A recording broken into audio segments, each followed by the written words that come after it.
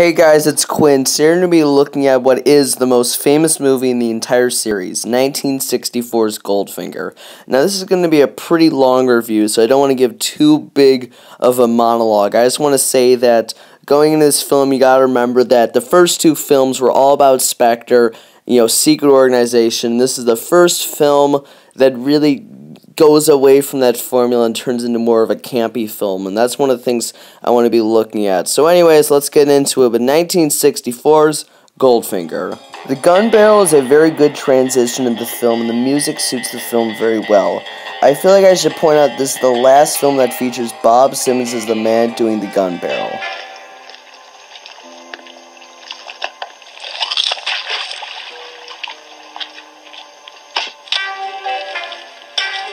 I like how the rope definitely did not come out of the gun. Anyways, we get a really cool pre-title sequence which has nothing to do with the actual plot of the film, but instead shows off some good action stunts. The filmmakers realized that this formula works, and basically every film from thenceforth had this type of opening. I like it, and I just think it's really well done. Positively shocking.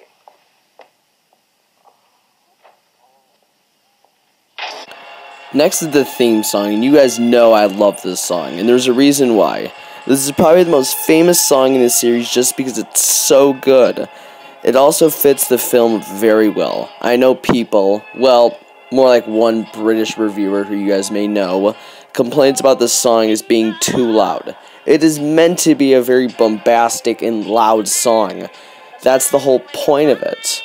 It shows that Goldfinger is quote-unquote the man. Anyways, yeah, it's a great song. I understand why he, wink wink, hates it, but, that's his opinion, right? Man talk. Bond. James Bond. Huh, okay then. We then see Bond in Miami Beach. We are also introduced to Leiter, who is played by Cease Linder, and I know I pronounced it wrong, and Goldfinger, who is played by a name which I'm not even going to try to pronounce. So let's move on. This is a very interesting scene where we learn about Bond and Goldfinger as a character. Goldfinger is a quote-unquote Brit, even though anyone who can see, or even smell, knows he is German. We learn that he cheats others for his own benefit, and that money is everything to him. We also learn that he is a really smart man because of how he earns money and protects himself from any dangers, including Bond. I like how Bond goes up to Jill Masterton and spies on Goldfinger. It's just a great scene. Who needs it? My dear girl, there are some things that just aren't done. Such as drinking Dom Perignon 53 above a temperature of 38 degrees Fahrenheit. That's as bad as listening to the Beatles without earmuffs. Anyways, Bond takes a really weird swipe at Beatles. You would think for him being British, you'd think he'd be a little nicer. Anyways, some random-ass character knocks him out, and we get a little ding-diddle-ding, like some good old John Barry score, which I love. And then Bond wakes the next day to see what I think is one of the most iconic scenes, if not the most, in the entire series. Jill Masterton's death is absolutely incredible, and I think it's one of the more iconic scenes for good reason. It really shows a lot about everything the character, and overall it's just very startling and well done. It also teaches us more about Goldfinger as a character. We learn that Goldfinger is very superior to Bond at this point, and that you do not want to cross paths with him. I think it sets up that he's a really bad guy, and it shows a lot about his character. I do like how pissed off Bond is. Well, that is what he gets for being mean to the Beatles. Anyways, we then see Bond back at MI6 where M lectures him. It's a very good scene that shows that although Bond is a strong presence and just an overall strong character, he is still below M in the pecking order, if you will. The scene with Moneypenny is also very sweet as well, though. We then see Bond learning more about Gold and Goldfinger in a little meeting. We find out two things here. One, that Bond knows a lot about Scotch, and two, that Goldfinger is a gold smuggler. Shocking.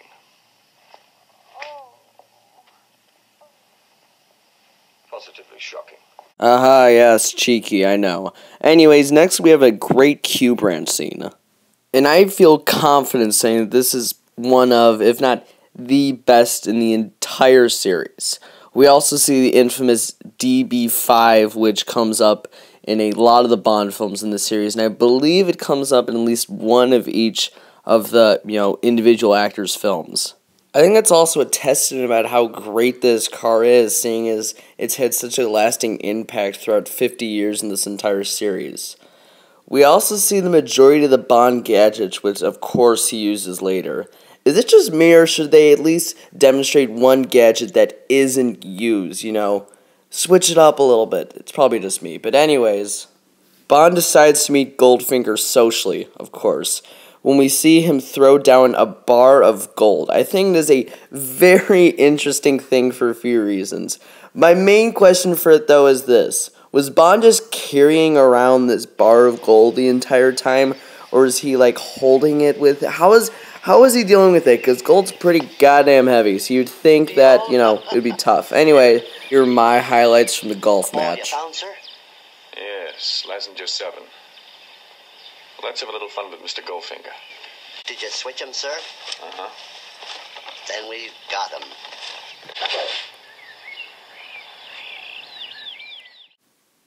Wait, that was it? That was 10 minutes of the movie. You'd think more would have happened. Anyways, we see Oddjob throw his hat at the statue because Goldfinger's telling Bond to stop being a dick. One little plot hole, though. How did the hat land right next to the statue? Anyways, I love this entire scene even more than the golf course bit because you see Goldfinger as this, man of power, and you see Oddjob's strength when he crushes the golf ball later. It's just an overall very well done scene, and everyone sells it very well. I very much enjoy it. The gang then goes to Switzerland for some reason, where we see Bond spying on Goldfinger when this mysterious girl shoots on him. I like this scene because there's a little, car chase that reminds me a whole lot like GoldenEye.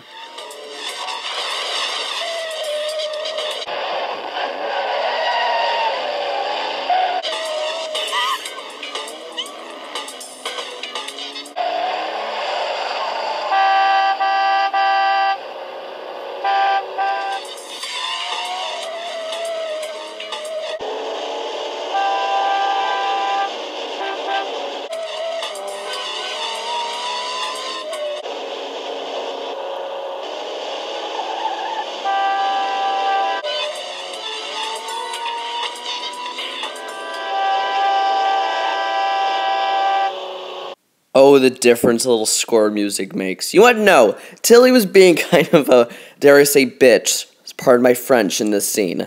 Anyways, the scene with Bond and Tilly after he shreds her car, my god. Seriously, how did she not notice that? Anyways, the whole scene that these two have is very kind of awkward because they're making small talk, which Connery somehow just makes it weird. He's a good actor, I'll give it to him.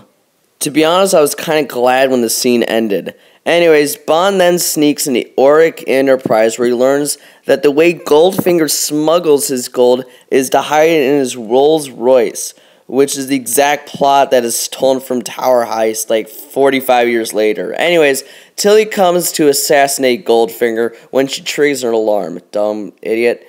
A big car chase ensues, which includes a lot of the gadgets which we saw at Q Branch scene. See, I told you they would come back. Anyways, in summary, Tilly gets killed by Oddjob, Bond gets captured and escapes using the ejector seat, drives around Pinewood Studio, and crashes his car into a brick wall.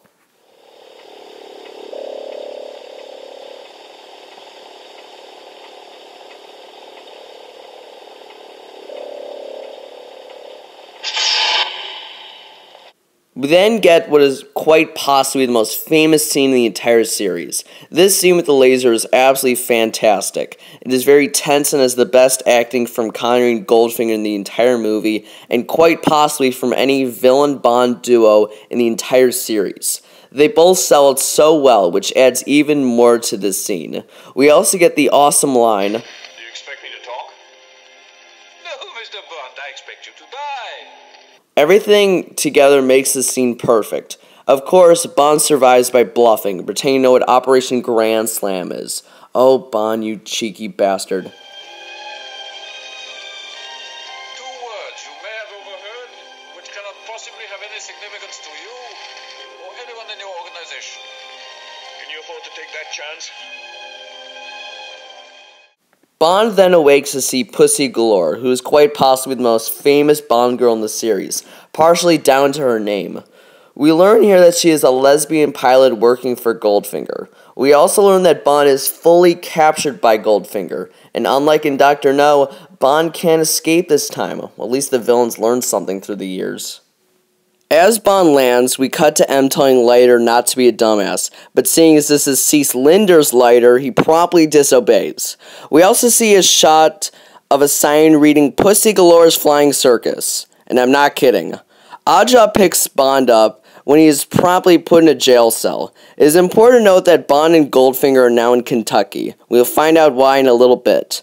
Bond, of course, escapes his cell because of some major stupidity by the guard. In the meantime, we cut to Goldfinger holding a mini convention for some gangsters. Now, I hate to be a dead horse, but it makes no sense for Goldfinger to explain his plans to the gangsters. If he is going to kill him, why leave anything to chance by explaining a top, and I mean top, secret plan to them? You can argue that he's simply bragging, which is what I like to think. Bond, of course, hears the plan and finds out that Goldfinger's scheme is to rip off Fort Knox, but he doesn't know how until later. What Bond doesn't see is that all the gangsters are gassed with the same poison that is going to be used later on the soldiers, except for one, who wants to be paid now, so is allowed to leave the gangster convention, if you will. The whole scene after, it's kind of pointless, because it's like a 10-minute shot of him being slowly murdered, I guess. Basically, the one that wants to get out, whose name is Mr. Solo, is then shot by Oddjob, with his body and car being crushed literally into a cube. The only way I can explain this is that it gives Goldfinger the reason to get out of the room before they all gas the gangsters. I don't like how 10 minutes of the film is devoted to this one character being killed. After a while, it just gets a little boring. What I do like, though, is the little chat between Bond and Goldfinger immediately following the scene. It shows how intelligent the two are, and we learn more about Goldfinger's grand scheme of things. It turns out the whole plan is to blow up Fort Knox instead of robbing it to increase Goldfinger's gold stock. It is a genius plan, to be quite honest, and it shows how intelligent Goldfinger is. After all of this, though, we have a really bad scene which feels more rapey than anything else. It is just really uncomfortable, and all hell would break loose if it was replicated today. It's even worse than the Tilly scene from earlier. Just watch it, it's just, ugh. Yeah. Now let's both play. I'm an idiot. I'm getting kind of a rapey vibe from this girl. I don't know. I suspect she might enjoy being raped. Maybe that's her thing. I don't want to ask first and ruin it, so just take a shot and rape her. What the hell?